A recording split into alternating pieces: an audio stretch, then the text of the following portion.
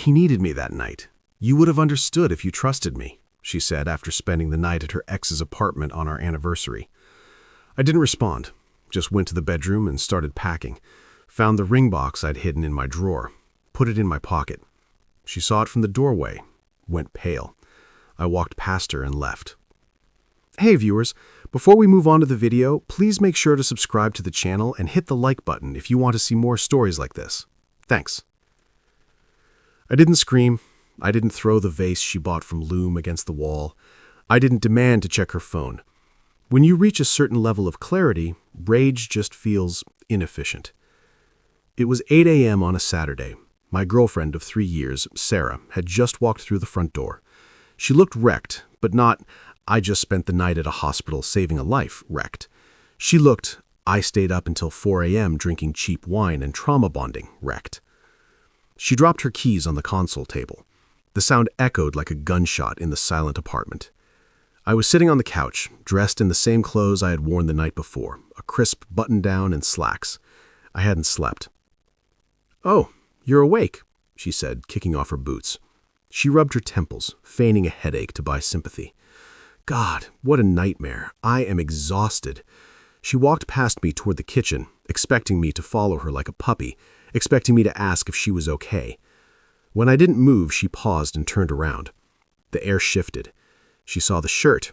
She saw the unlit candles on the dining table behind me. She saw the unopened bottle of vintage Cabernet, a $200 bottle sitting next to 2 empty, pristine glasses. "Mark, please," she sighed, her voice dripping with preemptive annoyance. "Don't do this. Don't start." "Start what?" I asked. My voice was frighteningly calm. "The silent treatment thing. Jason was in a really bad place, okay? He was spiraling. He called me in a panic. If I hadn't gone over there, I don't know what he would have done." Jason, her ex, the broken bird she dated for 2 turbulent years before me. The guy who was an aspiring DJ at 24 and remains an aspiring DJ at 29. For 3 years, I had been the rock, the stable engineer who paid the bills, planned the trips, and fixed the leaking sinks. Jason was the crisis, the chaotic artist who only called when he was broke, high, or lonely. "It was our 3rd anniversary, Sarah," I said. "We had reservations at Le Bernardin. I booked that table 4 months ago." She rolled her eyes, actually rolled them. "I know, and I feel bad about the dinner. I do, but this was a life-or-death situation, Mark. He was talking about ending it. What kind of person would I be if I ignored that because of a dinner reservation?" There it was, the pivot. She was trying to make me the villain for caring about our milestone. "So he was suicidal?" I asked. "Yes, he was hysterical." "Did you call 911? She froze. "What?" "If he was an immediate threat to himself, you should have called emergency services, professionals. Did you call them?" "No, Mark, I didn't call the cops on him. He just needed someone to talk to. He needed to not be alone." I stood up and walked toward her. As I got closer, the smell hit me. It wasn't the antiseptic smell of a crisis center or a hospital waiting room. It was distinct. Stale vape smoke, the sour tang of spilled IPA, and underneath it all, the aggressive, musky scent of Santal 33, Jason's signature cologne. "You smell like a dive bar," I stated. Her face flushed a deep, guilty crimson. After he calmed down, we had a drink to settle his nerves. We fell asleep watching a movie on the couch. Nothing happened." "You missed our anniversary to get drunk with your ex-boyfriend because he was lonely." "He needed me," she shouted, her voice cracking. "God, you are so insecure. You can't handle that I care about people. You would have understood if you actually trusted me instead of being so jealous." That sentence broke it. "You would have understood if you trusted me." I looked at her, really looked at her. I saw the smear of eyeliner she hadn't washed off. I saw the defensiveness in her posture. She wasn't sorry. She felt entitled to my patience. She felt entitled to my stability while she got her emotional fix from the chaos of her past. She wanted to play nurse to a man who refused to grow up, and she wanted me to foot the bill for the apartment she came home to. I didn't say another word. I turned around, walked past her, and went into the bedroom. Mark, where are you going? Are you walking away from me?" She followed me, her voice rising in pitch. I pulled my suitcase out from the top shelf of the closet, threw it on the bed, unzipped it. "Oh my God, you have got to be kidding me," she laughed, a harsh, incredulous sound. "You're packing because I helped a friend? You are being so dramatic right now." I walked to the dresser. I opened the sock drawer. "Mark, stop it. Talk to me." I reached into the back of the drawer, under the heavy wool socks I used for hiking. My fingers brushed the cool, fuzzy velvet. I pulled out the box. It was a small navy blue box. Inside was a platinum band with a 1.5-carat solitaire diamond. I had spent 6 months saving for it. I had driven 2 hours to a specific jeweler to get the cut right. I was going to propose over dessert last night. I turned around. Sarah was standing in the bedroom doorway, hands on her hips, ready to launch into another speech about my lack of empathy. Then she looked at my hand. Her mouth was open mid-sentence, but the sound died in her throat. Her eyes went wide. Her face didn't just pale, it went gray. Her hands dropped from her hips to her sides, limp. The arrogance vanished, replaced by a sudden, horrific clarity. She looked at the box. Then she looked at the suitcase. Then she looked at me. "Mark," she whispered. The word came out like a choke. Were you—" I didn't answer. I didn't open the box to show her the ring she lost. She didn't deserve to see the sparkle. I simply slipped the box into my pocket. I turned back to the bed, threw in 3 days' worth of clothes, my laptop, and my toiletries. I zipped the bag shut. "No, no, no, no," she started stammering, stepping into the room. She reached out to grab my arm. "Mark, wait, you were going to propose last night?" I sidestepped her reach. I grabbed the handle of my suitcase. "Mark, please stop. Let's talk about this." She was panicking now, blocking the path to the door. Tears were instantly welling up. Real tears this time. Tears of loss, not manipulation. "I didn't know. If I had known, I never would have picked up the phone. I would have told Jason to fuck off." I stopped for 1 second, just long enough to look her in the eye. "That's the problem, Sarah," I said softly. "You shouldn't have needed a ring to tell him that." I moved past her. She tried to grab the suitcase handle, her fingernails scraping against the fabric, but I pulled it away. I walked down the hallway, her footsteps thudding heavily behind me. "You can't just leave. We live together." "Mark, I love you." I opened the front door. "Mark!" she screamed, a guttural sound that probably woke the neighbors. I stepped out, closed the door gently behind me, and listened to the lock click. I walked down the stairs, got into my car, and drove away. I didn't turn on the radio. I just drove in silence, feeling lighter than I had in years. The first 48 hours were a masterclass in modern digital harassment. I had checked into a bland mid-range hotel about 20 minutes from my office. It wasn't glamorous, but it was quiet. I sat on the stiff bed, staring at my phone as it vibrated across the nightstand, dancing towards the edge like a suicidal beetle. Sarah, 12 missed calls. Sarah, 14 text messages. The texts followed a predictable, almost clinical progression of grief, or rather the grief of a narcissist losing their supply. Phase 1. Denial and bargaining. "Baby, please pick up. I'm shaking. I can't breathe. You're scaring me." "I'm throwing out all of Jason's stuff. I blocked his number. I'll show you. Just come home. We can fix this. Couples go through rough patches. We don't throw away 3 years over one misunderstanding." Phase 2. Anger. "You're being incredibly immature. So you're just going to ghost me after everything I did for you? That's cowardice, Mark. You clearly never loved me if you can walk away this easily. You were just looking for an excuse." Phase 3. The flying monkeys. By Sunday afternoon, she had deployed the troops. Her best friend, Jessica, a woman who had cheated on 2 husbands and considered herself a relationship expert, blew up my phone. I made the mistake of answering one call, mostly because I needed to know if Sarah was going to burn the apartment down. "Mark, you need to stop this performative cruelty," Jessica snapped before I could even say hello. Her voice was shrill, echoing in the receiver. "She is on the floor, Mark, on the floor, crying her eyes out. You can't just dangle an engagement ring in her face and then abandon her. That is psychological abuse." I was sitting by the hotel window watching traffic crawl along the interstate. I felt a strange detachment, like I was watching a movie of my own life. "I didn't dangle it," I said calmly. "I packed it. It belongs to me, just like the rent money she's going to need next month. "You are heartless," Jessica spat. "She made a mistake. She was trying to be a good friend." "Jessica," I cut in, my voice low. "She came home smelling like his cologne and stale beer. She didn't save a life. She went on a date.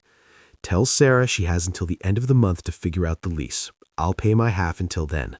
After that, she's on her own." I hung up and blocked Jessica's number.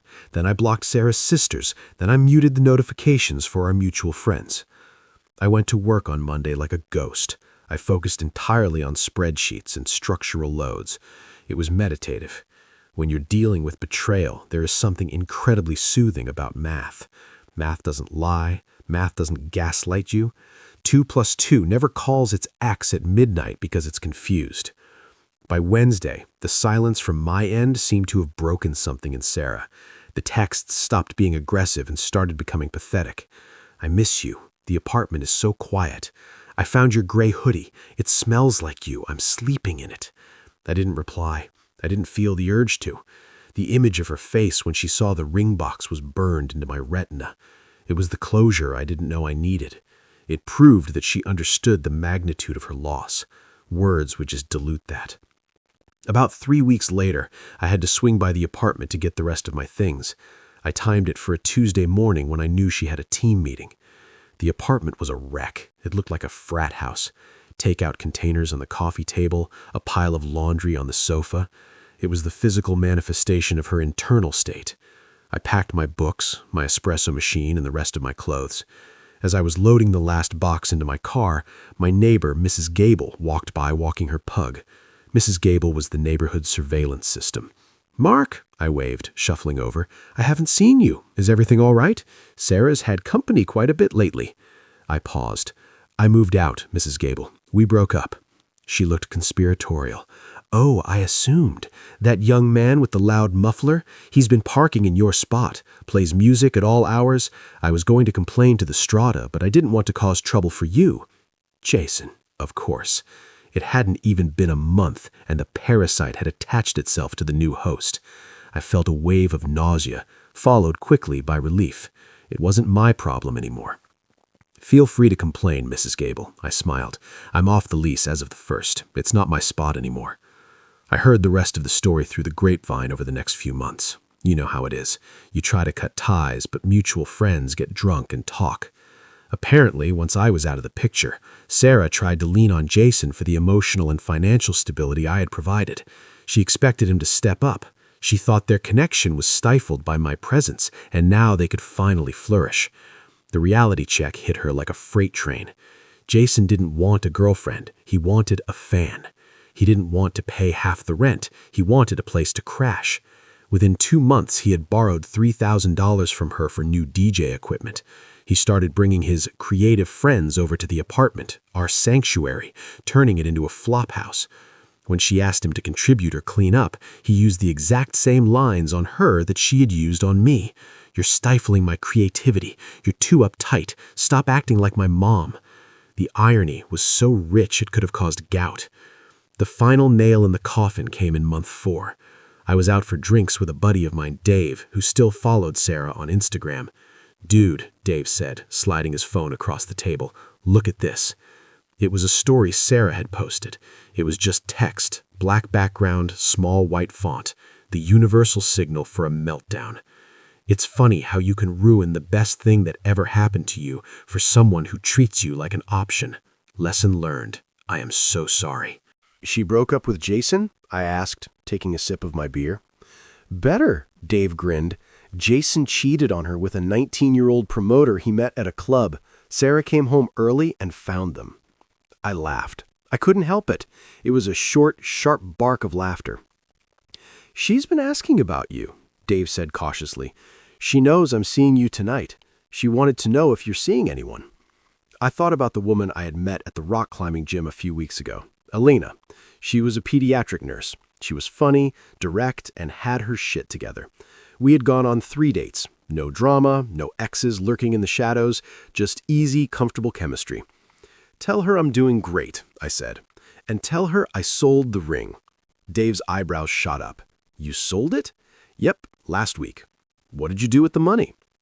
I bought that vintage Ducati I've been talking about for 5 years, I said, signaling the waitress for the check. Sarah always said motorcycles were too dangerous. She wouldn't let me get one. I stood up, grabbing my jacket. Turns out, I said, she was the dangerous one. 6 months passed. If you've never rebuilt a life from the ground up, let me tell you, it's addictive. The first month is hell. The second is work. But by the third, you realize how much dead weight you are actually carrying. I wasn't just free of Sarah. I was free of the anxiety she masked as passion. I was free of the constant need to manage her emotions, her crises, her doubts. I threw myself into everything I had put on hold. I worked harder, but smarter. I got a promotion to senior project manager, which came with a significant raise. I took the Ducati on weekend trips up the coast, feeling the wind tear past me, clearing out the last cobwebs of the past. And I started seeing Elena properly. It was different, quiet. When Elena had a bad day at the hospital, she didn't lash out or disappear. She told me about it. We ordered Thai food and we watched bad sci-fi movies. There were no games, no tests of my loyalty, just two adults building something solid. One Tuesday evening, I was at a high-end furniture store downtown. I was buying a new sectional for my condo, a place I bought with my own money, decorated with my own taste.